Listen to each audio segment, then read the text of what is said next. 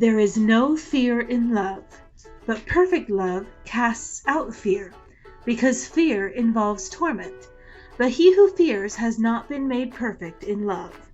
1 John 4:18.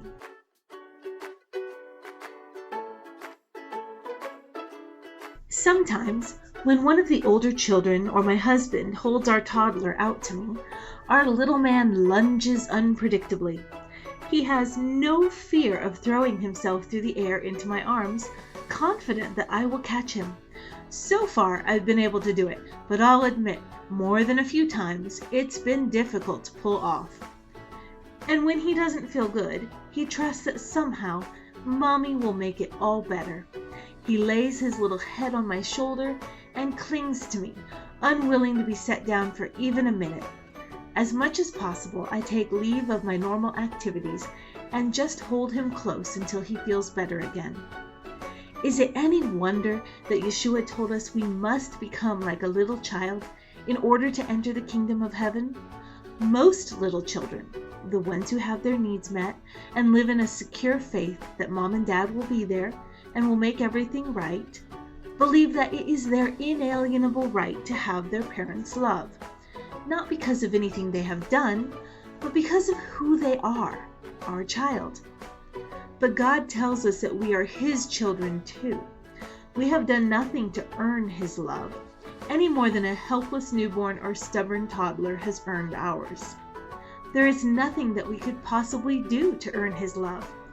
But when we recognize our position in relationship with Him, our love will be made perfect in Him, for He is love. Unfortunately, we all too often behave more like rebellious teenagers than trusting toddlers. We know that what we have done falls short of the standard that is held up for us, and so we sneak in through the back window, hoping not to get caught.